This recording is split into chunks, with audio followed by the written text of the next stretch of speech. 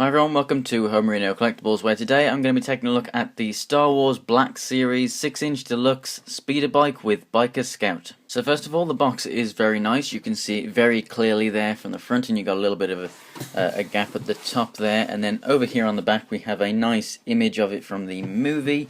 And then moving it in closer, you can go ahead and pause it now if you wish to read the bio. But that's pretty much it for the box. It is a bit bland, really, other than just on the bottom just showing you that you can plug the stand in.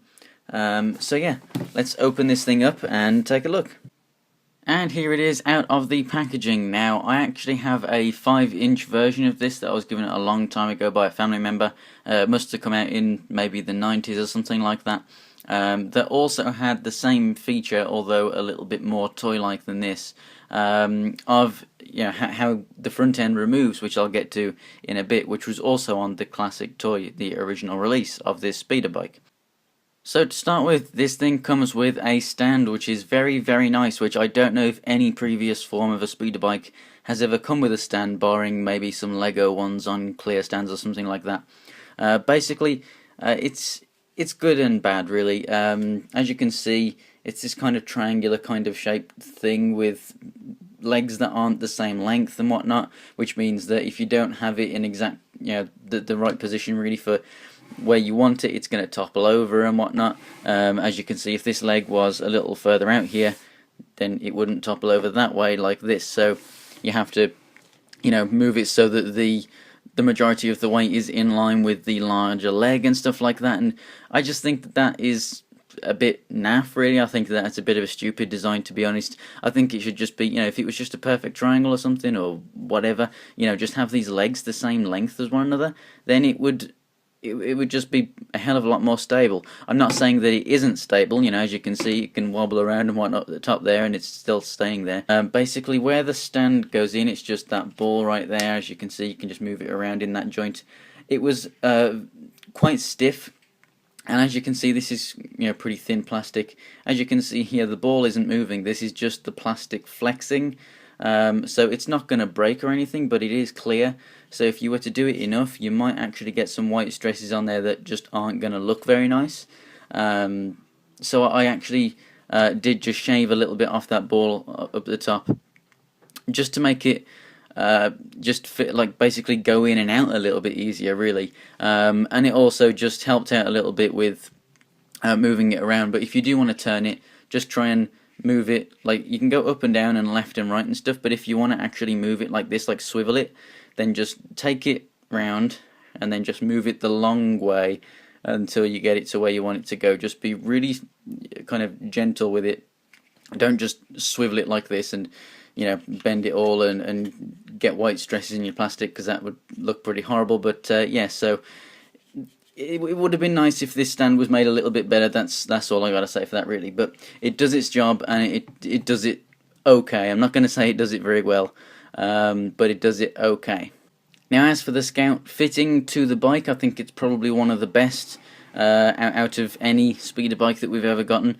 There are foot pegs on these footrest bits, so that the feet can connect in there. They don't just sit over there. The hands connect to the handlebars very, very well.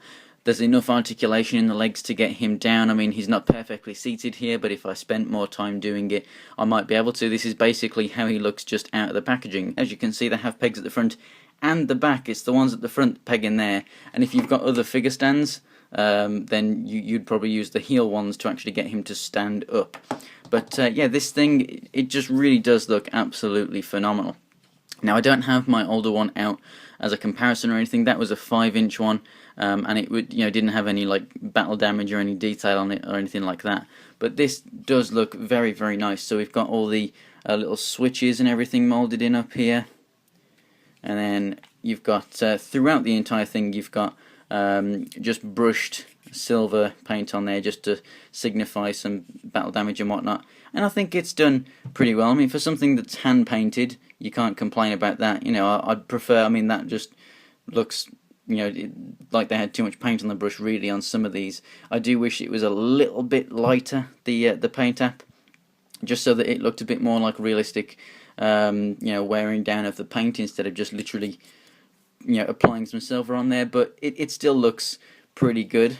Here's some really good stuff here against the edge, and down in here, that's very good. The minimal silver paint, and right here as well, very minimal. But I think that bits like this, which is just a block of silver and a block of silver, and I think that block of silver right there, I mean, it should have been along the edge here, really. I mean, nothing's really going to hit this here, but for the most part, it looks very good. And over here on these bits, and then on the front, this looks very good here on the front. Very, very cool. So there's some of that detail. Under there, you've got the gun that rotates right here.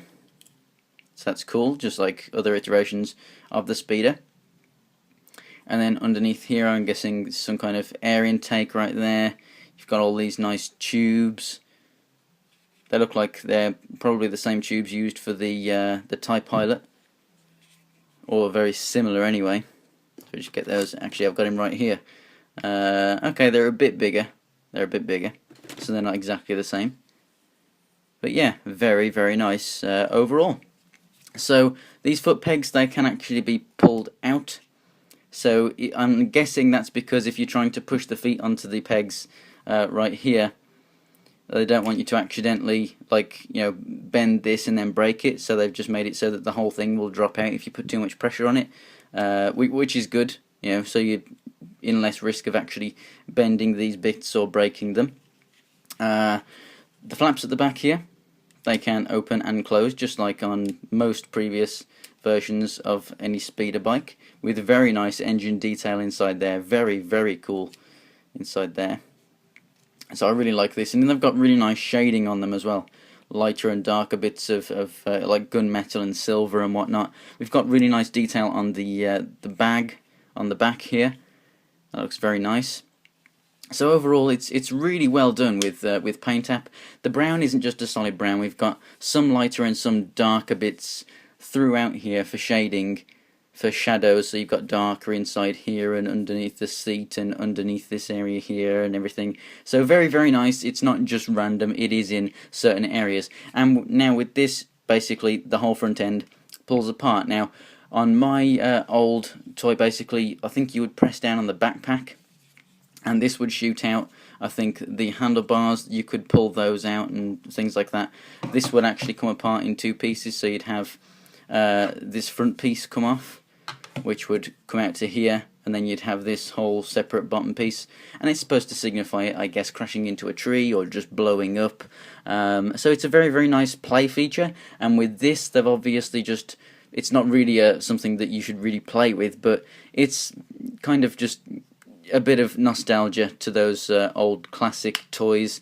And now on to the Scout Trooper himself, one of my favourite troopers from Clones or the Empire or anything like that. I think that this armour looks fantastic, and I've always loved this style of suit, and they really have pulled it off very, very nice here. Not absolutely perfect, and the main reason behind it is the legs, and mine here, as you can see, just warps out a little bit. I've just got to get that in a little bit. It's just the way that he was packaged, and that is probably going to be common with a lot of these figures, because their feet are on the pegs and because their hands are on the handlebars there, and then they're obviously put into those packages. They might be forced to be kind of bent and whatnot in the package, so there's not really anything that you can do about that, but for the most part I'll be able to put that back just fine. Now, something I do want to point out with this is his weapon is incredible. So he comes with this little pistol, and if I come in close here, you will actually see he has a trigger finger right there on the trigger, and then another finger that is sitting on the grip there, and then the other two are just below. One thing I have noticed is on mine, this is actually open, it's not connected, and I do believe that that is actually a brake. I don't think it's supposed to be like that. But it doesn't matter, as you can see, it goes back like that. I could even put a bit of super glue or hot glue there or anything if I really did want to hold that down, but I don't care too much anyway, because I'm not even going to have him holding it, but it works perfectly fine. And they've got quite a lot of detail on this little tiny thing. You've got the kind of scope on the side there and everything. This thing looks absolutely fantastic, and I really do love it. and you do get storage for it. It just sits right there in this little holster, and it's very secure in there. It's not going to come out on you. It just looks awesome. It's screen accurate, and I like it a lot. Now, whilst we're down here, you can see the boots, and this is something that a lot of people have complained about, with the fact that they love the kind of design that we've got down here with the muddy boots, but it just stops here and then starts again at the knee pads. And I don't really mind too much about that, because what you got to remember is, if he's on his speeder as well, if he's been walking around and he's just got his boots muddy, then he gets on his speeder and his legs are back like this. These parts of his legs aren't going to get muddy, are they? That, you know, anything that's coming in the air is going to hit the knee pads there. So I don't mind about that too much, but I guess it would have been nice if there was a little bit more kind of shading around these areas, especially on this one where you've got no molded detail. And, you know, this one has got some, so some paint obviously will have sat there during production, but with this you don't really get much. So it would have been nice if there was more. Coming up the body, then we do get some nice detail in the chest crevices over here, and we got some grey on the pouches and so on. Underneath the arms you can actually see that there's a different colour for the strap, which is very nice attention to detail there. Here we can see that this is kind of a brighter white, a bit more like the kind of stormtroopers are coloured, but you know, it kind of contrasts a little bit, as we can see a little bit of shading here and then nothing here, and then a different kind of white here. I guess it just kind of stands out a little bit, but it's nothing too much. Got some nice detail here on the belt, and as well on the back. The black line there is not painted perfectly, but I don't mind too much. And then over here we've got a bit of colour. We've got some red in there, red and white stripe. Helmet looks fantastic. Now, I'm not sure if this is supposed to be like it or what, but I've got the black lines over here, but then I've got the indentations for lines over here. Like here, there's actually no molded detail, and then here we've got the mold, whereas what's molded is not painted, and then we've got that. So, not sure if this is supposed to be black as well. I have no idea, to be honest with you. But if everyone else is like that, then maybe it is supposed to be like it, but who knows. Might have to watch the film again just to look at the back of the helmet and see if they do have black on both sides. But it looks very nice anyway. I'm guessing it's like it, because this is molded and this isn't, and it's where the paint is, so I'm guessing it's supposed to be like that. It's a pretty good looking helmet right there.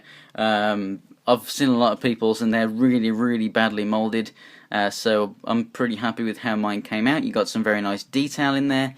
And then as for articulation for this guy, the head can move up, down, and left and right, and you get a bit of pivot on the head.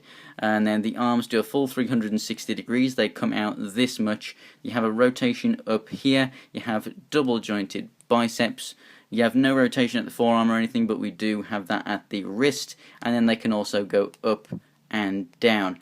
And then coming down to the diaphragm, we do have a left and right a little bit over here, and then a little bit forward and back, but it's really not that much. So these bits here do actually move out of the way, enabling you to put the legs all the way forward. They go back a little bit, they go out this much, they rotate at the upper part of the thigh. We have double jointed knees, and then the feet can go up and down. They have an ankle pivot, and you can also rotate.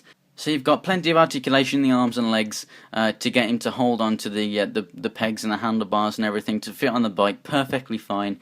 So I really don't have anything to complain about the articulation.